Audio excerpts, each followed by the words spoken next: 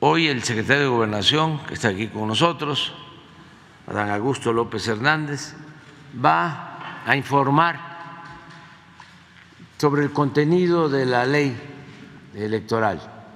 En lo básico, ya hemos hablado de que todo es un pretexto de los conservadores corruptos para enfrentar al gobierno, porque no hay ninguna afectación a los procesos electorales, mucho menos a la democracia, al contrario, es para que haya jueces, consejeros honestos, íntegros, incorruptibles y que no cuesten tanto los aparatos burocráticos, que no le cuesten tanto al pueblo, que no sucedan estas cosas como lo que vimos ayer. Yo ni sabía quién era el señor Jacobo, sí, y que tiene 14 años de ser uno de los mandamás, que gana más que yo, pero que además, ayer me enteré, ya lleva 30 años en el INE, es del grupo de Goldenberg. Imagínense en cuántos fraudes ha participado.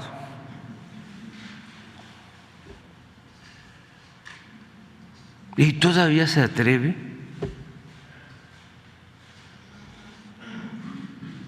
a enfrentar una reforma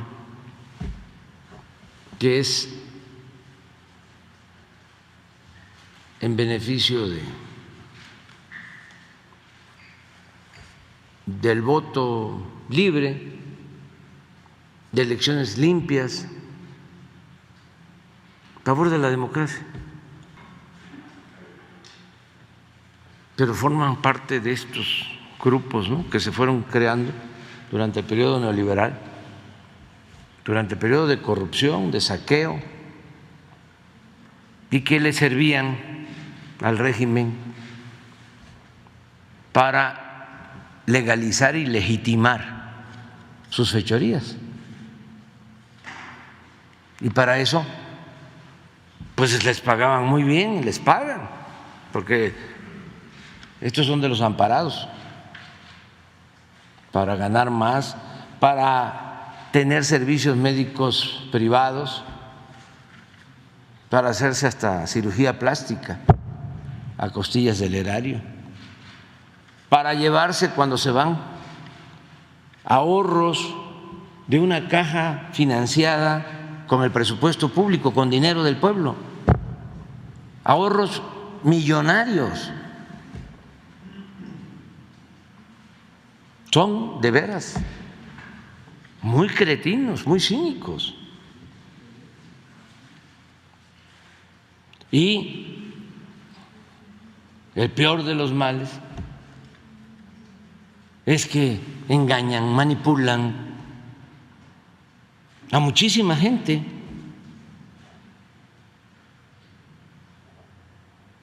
Por eso es importante, pues, informar. Hay quienes, aunque se les estén diciendo las cosas y se esté probando, no van a cambiar. Les entra por un oído y les sale por el otro. Pero sí hay muchos que saben que es de sabio cambiar de opinión y sobre todo ir informando a los jóvenes ir haciendo conciencia en los jóvenes de cómo funcionaba y sigue todavía funcionando por las resistencias, el régimen corrupto, toda la relación de componendas, de complicidades que se fueron creando. La reforma electoral ha sido objeto de una serie de ataques, de una estrategia claramente diseñada desde las oposiciones, construida a base de falsedades.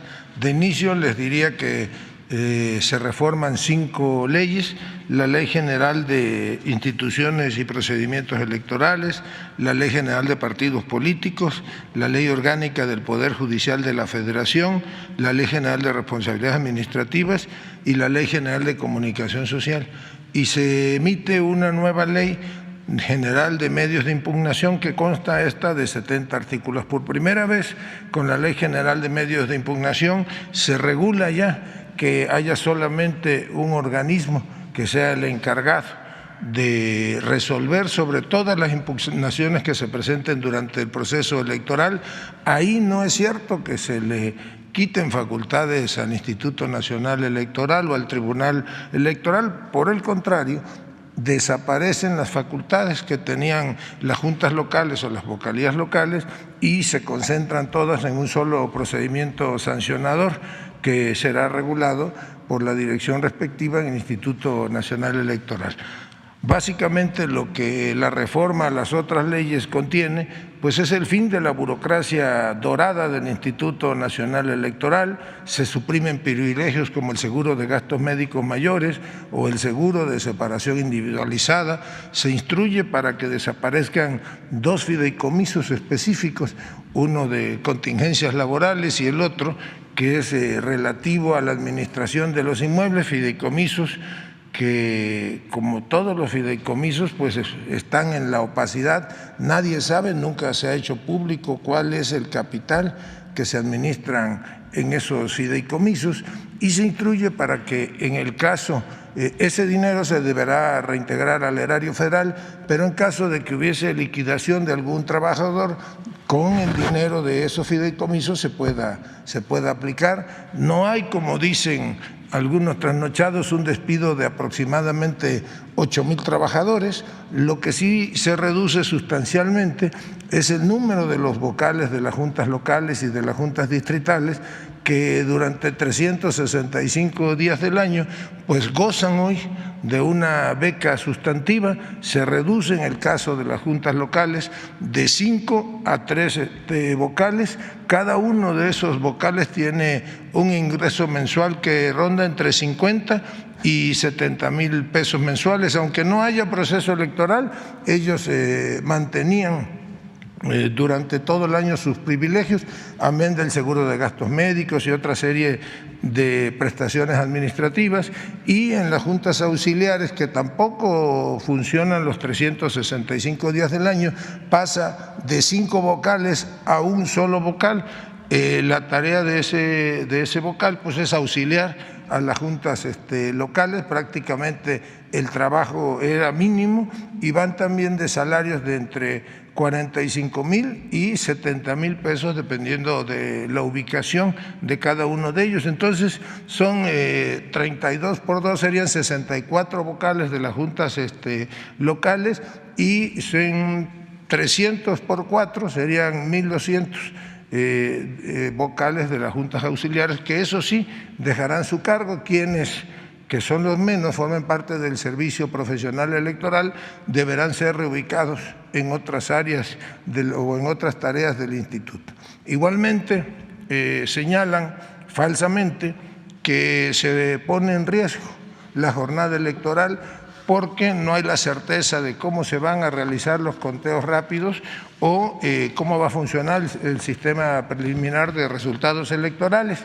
Yo les diría a todos aquellos académicos que ayer decían que ya no se iban a poder hacer conteos rápidos, porque esto es una mentira, porque el conteo rápido realmente no lo realiza el Instituto Nacional Electoral, lo realizan empresas a las cuales el instituto contrata y ese recurso está presupuestado en cada proceso electoral. Y en lo que refiere al programa de resultados preliminares, pues este va a seguir operando de la misma manera, con un añadido. Ahora, en lugar de que los mexicanos tengamos que esperar hasta el miércoles para que se realicen los cómputos distritales, pues ahora los cómputos distritales van a iniciar al momento que inicie la captura de las actas del programa de resultados preliminares. Esto es, pues habrá mayor certeza jurídica para realizar los conteos y muy probablemente en la madrugada del día siguiente de la elección ya los mexicanos conozcamos los resultados distritales oficiales de cualquier elección. Igualmente se facilita el voto de los migrantes o de los mexicanos en el exterior, ahora será por internet y podrán hacerlo con su credencial de elector, con su pasaporte o con una matrícula consular y algo que extrañamente mantienen callado es que ahora ya se abre la posibilidad de que sean sancionados quienes obtengan alguna prebenda o quienes, como se hacía antes, como en el caso del Pemex Gate, por ejemplo, financiaban a candidatos a cambio de obras, de cualquier tipo de contratos, una vez que estos hubiesen llegado a los cargos de gobernador, de presidente municipal. Todo eso ya forma parte del proceso sancionador. Se termina también con la entrega de prebendas por monedero electrónico, por tarjetas de prepago, porque ya todas ellas pues quedan debidamente penalizadas. Básicamente eso contiene la reforma, es la eliminación de los privilegios de esa burocracia dorada, como decía el señor presidente. Por ejemplo, en el caso del señor Edmundo Jacobo desaparece el cargo que él tenía y termina ahí automáticamente una relación laboral con el Instituto Nacional Electoral de 30 años a la fecha.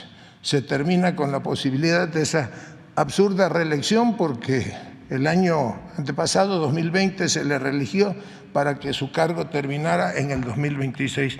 Ahora, pues prácticamente al desaparecer la dirección que lo ostentaba, que dice, se tenía prerrogativas como el manejo del presupuesto, que era discrecional a cargo de él y del presidente del Consejo del Instituto Nacional Electoral, pues ahora ya pasa prácticamente al retiro y hay toda una serie de ajustes en prestaciones a los altos funcionarios del Instituto Nacional Electoral. En el caso de los que formen parte del servicio profesional de carrera, la ley obliga a que sean reubicados en otras áreas del mismo instituto, en las direcciones, por ejemplo, que ahora se compactan en 7 y antes eran 16. En el caso de los despidos, pues son básicamente 32 por 2, serían 64 vocales de las juntas locales y 1.200 vocales de las que se llaman las juntas auxiliares. Ese es el universo de posibles despidos, no llega ni siquiera al 7-8% del total de los 17.500 trabajadores que aproximadamente tiene el Instituto Nacional Electoral. Se fortalece incluso la relación laboral del resto de los empleados con el Instituto Nacional Electoral porque se compactan las áreas administrativas. La reforma prevé que en caso de que deban de ser liquidados, el recurso para ello está en los fideicomisos de los que dispone hoy el Instituto Nacional Electoral, fideicomisos que además se prevé ahí en la reforma, pues que van a desaparecer. Nada más se dejaría el fondo contingente si hubiese que aplicar liquidación a alguno de esos trabajadores. No son 2.000 y tantos, son, como le digo, 3 por 4, 12, 1.200 más 64, serían 1.264 vocales, que son los que pasarían a despido. Si algunos de ellos, que yo no creo que sea el caso, forman parte del servicio profesional de carrera, pues esos deberán ser reubicados dentro de las mismas juntas auxiliares o de las juntas locales o bien en la central del Instituto Nacional Electoral. No sabemos cuánto hay de dinero en los fideicomisos, tampoco, pues nunca han informado de ellos. Sí sabemos cuáles son ellos, y estamos analizando la posibilidad de, vía la Comisión Nacional Bancaria y de Valores, solicitar la información y que se haga pública la información del monto que en efecto tienen esos fideicomisos. Lo que nosotros sí pediríamos a la Comisión, a través de la Comisión Nacional Bancaria y de Valores, es que esta información sea pública, que sea transparente y que los mexicanos puedan finalmente conocer el monto de los multimillonarios recursos